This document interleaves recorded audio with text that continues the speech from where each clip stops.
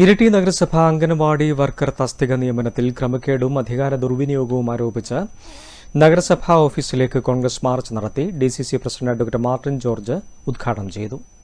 ഇരിട്ടി നഗരസഭ അംഗൻവാടി വർക്കർ തസ്തിക നിയമനത്തിൽ ക്രമക്കേടും അധികാര ദുർവിനിയോഗവും ആരോപിച്ചാണ് കോൺഗ്രസ് ഇരിട്ടി മുനിസിപ്പൽ കമ്മിറ്റിയുടെ നേതൃത്വത്തിൽ നഗരസഭ ഓഫീസിലേക്ക് മാർച്ചും ധർണയും നടത്തിയത്. മാർച്ച് നഗരസഭ ഗേറ്റിനടുത്ത് വെച്ച് പോലീസ് തടഞ്ഞപ്പോൾ പ്രവർത്തകരും പോലീസും തമ്മിൽ ഉന്തും തള്ളുമായി.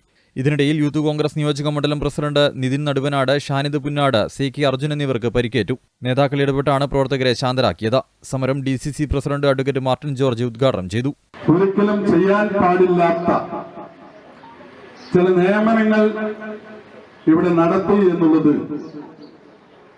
നമ്മെ സംബന്ധിച്ചിടത്തോളം വലിയ ആശ്ചര്യപ്പെടുത്തുന്ന ഒരു കാര്യമാണ്.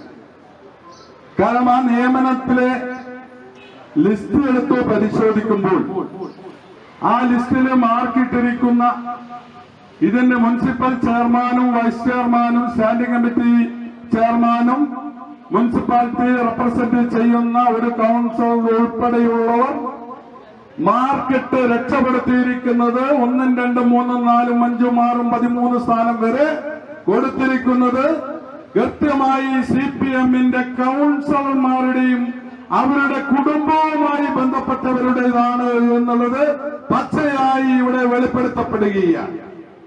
PC നസീർ അധ്യക്ഷനായി. ചന്ദ്രൻ Thillankeri, PK Janardhanan, CK Sasidharan, KV Ramachandran, PV Mohanan തുടങ്ങിയവർ സംസാരിച്ചു. News bureau, Iritty.